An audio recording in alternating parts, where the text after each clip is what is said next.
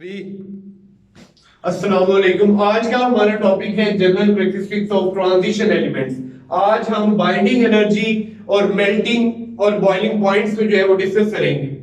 Binding energy is the first important general characteristic of transition elements. Binding energy क्या होती है, binding energy से हमें क्या इंफॉर्मेशन हासिल होती है, ये बेसिकली हम डिस्कस करेंगे।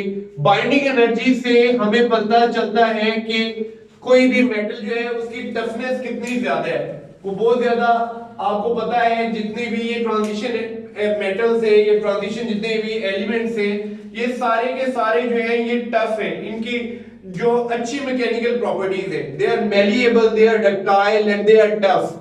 इस वजह से ये क्यों ऐसा होता है, क्योंकि इनमें बाइंडिंग फोर्सेस जो है वो स्ट्रॉन्ग पाई जाती है। तो बाइंडिंग एनर्जी जो है वो आज हम डिस्कस करेंगे। जो टफनेस है ट्रांजिशन एलिमेंट्स की, वो बाइंडिंग एनर्जी की वजह से है। बाइंडिंग एनर्जी जो है वो क्यों इतनी ज्यादा होती है ट्रांजिशन एलिमेंट्स की? बाइंडिंग एनर्जी इस वजह से ज्यादा होती है क्योंकि 4s इलेक्ट्रॉन्स तो इन्वॉल्व होते ही हैं बॉन्डिंग में। इनके साथ साथ जो अंडरलाइंग 4d इलेक्ट्रॉन्स है वो भी इन्वॉल्व हो जाते हैं बॉन्डिंग में, जिसकी वजह से बाइंडिंग एनर्जी जो है वो ज्यादा हो जाती है। अब क्यों, एक दफा दोबारा मैं आपको बता रहा हूं क्यों ये बाइंडिंग एनर्जी ज्यादा होती है। बाइंडिंग एनर्जी ज्यादा होने की वजह है कि जो 4s इलेक्ट्रॉन्स हैं उनकी वजह से 3d इलेक्ट्रॉन्स 4s इलेक्ट्रॉन्स जो हैं उनके अलावा जो 3d इलेक्ट्रॉन्स हैं वो भी पार्टिसिपेट करते हैं बॉन्डिंग में। इस वजह से बाइंडिंग एनर्जी जो है वो ज्यादा हो जाती है। बाइंडिंग एनर्जी जो है वो डिफरेंट फैक्टर्स पे डिपेंड करती है, जैसे नंबर ऑफ अनपेयर्ड इलेक्ट्रॉन्स, इसके अलावा मेटेलिक स्ट्रक्चर पे भी डिपेंड करेगी बाइंडिंग एनर्जी। इसके अलावा coordination, number of the metal, ये आगे जाके हम पढ़ेंगे कि कोऑर्डिनेशन नंबर क्या होता है, उस पे भी जो है वो बाइंडिंग एनर्जी जो है वो डिपेंड करती है। इसके अलावा जो है ये डिपेंड करती है कि न्यूक्लियर चार्ज कितना है, एटॉमिक रेडियाई पे भी डिपेंड करती है। तो इन चीजों पे ये बाइंडिंग एनर्जी जो है वो डिपेंड करती है। सबसे इंपॉर्टेंट चीज जो है वो नंबर ऑफ अनपेयर्ड इलेक्ट्रॉन्स है। जितने अनपेयर्ड इलेक्ट्रॉन्स जो है वो ज्यादा होंगे उतनी बाइंडिंग एनर्जी जो है वो ज्यादा होगी। जैसे अगर हम फर्स्ट ट्रांजिशन सीरीज में देखें तो बाइंडिंग एनर्जी जो है एनर्जी ऑफ एटमाइजेशन भी इसे कहते हैं। टॉप टू बॉटम आप स्कैंडियम देख लो, टाइटेनियम, वेनेडियम। स्कैंडियम की 326 किलोजूल पर मोल है। इस तरह टाइटेनियम की सबसे ज्यादा जो बाइंडिंग एनर्जी है वो वेनेडियम की है फर्स्ट ट्रांजिशन सीरीज में। वेनेडियम की, यहां से ग्राफ से भी आपको पता चल रहा है कि सबसे ज्यादा बाइंडिंग एनर्जी वेनेडियम की है। तो वेनेडियम की बाइंडिंग एनर्जी ज्यादा होने की वजह ये है कि उसमें नंबर ऑफ अनपेयर्ड इलेक्ट्रॉन्स जो है वो ज्यादा है। अब आप सोच रहे होंगे कि मैंगनीज की इतनी कम क्यों है, क्योंकि इसमें भी नंबर ऑफ अनपेयर्ड इलेक्ट्रॉन्स जो है वो बहुत ज्यादा है। जैसे यहाँ पे आप देख रहे हैं मैंगनीज के डी सब शेल में नंबर ऑफ अनपेयर्ड इलेक्ट्रॉन्स जो है 5 है। ठीक है, पांचों के पांचों इलेक्ट्रॉन जो है वो अनपेयर्ड है। डी सब शेल में 5 ऑर्बिटल है, तो हर ऑर्बिटल में एक एक इलेक्ट्रॉन है।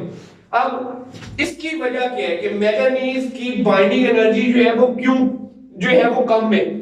इसकी वजह ये है कि मैंगनीज जो है वो ज्यादा स्टेबल है। उसकी ज्यादा स्टेबिलिटी की वजह ये है, ये जो आपके पास हाफ फिल्ड डी ऑर्बिटल्स है, हाफ फिल्ड डी ऑर्बिटल्स जो है ये आपस में, इनमें मौजूद इलेक्ट्रॉन आपस में ज्यादा एनर्जी जो है वो आसानी से एक्सचेंज करते हैं, जिससे इस वजह से उनमें एक्स्ट्रा स्टेबिलिटी जो है वो क्रिएट हो जाती है। एक्स्ट्रा स्टेबिलिटी इस वजह से भी क्रिएट होती है कि न्यूक्लियर अट्रैक्शन इस तरह से जो है वो ऑर्बिटल्स या इलेक्ट्रॉन्स के लिए जो है वो ज्यादा हो जाएगी। तो यहाँ पे बेसिकली क्या होता है, एनर्जी एक्सचेंज। ये क्वांटम नंबर पहले भी एक दफा मैंने आपके साथ डिस्कस किया था, एनर्जी एक्सचेंज क्वांटम नंबर। इसको आपने याद रखना है। ये एनर्जी एक्सचेंज जो है ये बहुत ज्यादा होती है। यहाँ पे डी जो है वो ऑर्बिटल्स हाफ फिल्ड हैं, इस वजह से डी ऑर्बिटल्स जो है वो क्या करते हैं, आपस में एनर्जी एक्सचेंज आसानी से करते हैं।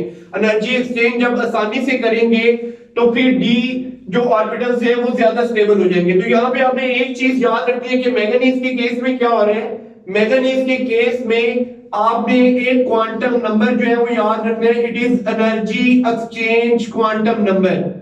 कि यहाँ पे जो d ऑर्बिटल्स में मौजूद इलेक्ट्रॉन है वो बड़ी आसानी के साथ जो है वो एनर्जी को एक्सचेंज करते हैं एक दूसरे के साथ। इस वजह से जो 3d ऑर्बिटल्स हैं और मैंगनीज हैं वो एक्स्ट्रा स्टेबिलिटी जो है वो हासिल कर लेते हैं, वो एक्स्ट्रा स्टेबल हो जाते हैं। एक्स्ट्रा स्टेबल होने की वजह से जो इलेक्ट्रॉन्स हैं वो न्यूक्लियस के साथ टाइटली बॉन्डेड होते हैं, उनको जो है वो निकालना जो है वो बहुत डिफिकल्ट हो जाता है। इस वजह से इसकी बाइंडिंग एनर्जी जो है वो कम है। इसके बाद आयरन की बाइंडिंग एनर्जी है, आयरन की बाइंडिंग एनर्जी जो है वो मैंगनीज से ज्यादा है। इस तरह बेसिकली क्या हो रहा है कि फर्स्ट ट्रांजिशन सीरीज में up to the middle of the series जो है वो आयरन जो बाइंडिंग एनर्जी है वो इंक्रीज हो रही है और उसके बाद ग्रेजुअली जो है वो डिक्रीज कर रही है। इसकी वजह ये है number of unpaired electrons up to middle of the period जो है up to middle of the series जो है वो क्या कर रहे हैं बेटा, इंक्रीज कर रहे हैं। बाद में पेयरिंग स्टार्ट हो जाती है, पेयरिंग स्टार्ट होने से नंबर ऑफ अनपेयर्ड इलेक्ट्रॉन्स जो है वो कम हो जाते हैं, जिससे बॉन्डिंग नहीं होती, बॉन्ड नहीं बनता और बाइंडिंग एनर्जी जो है वो कम हो जाती है। अब बेसिकली मैंने आपको बताया कि मैंगनीज जो है इसकी बाइंडिंग एनर्जी जो है वो क्यों कम है, हालांकि इसमें 5 अनपेयर्ड इलेक्ट्रॉन है। इसकी सबसे अच्छी रीजन मैंने आपको ये बताई, एनर्जी एक्सचेंज करते हैं, जो 5 इलेक्ट्रॉन्स होते हैं वो एनर्जी एक्सचेंज करते हैं, जिससे मैंगनीज जो है वो एक्स्ट्रा स्टेबल हो जाते हैं।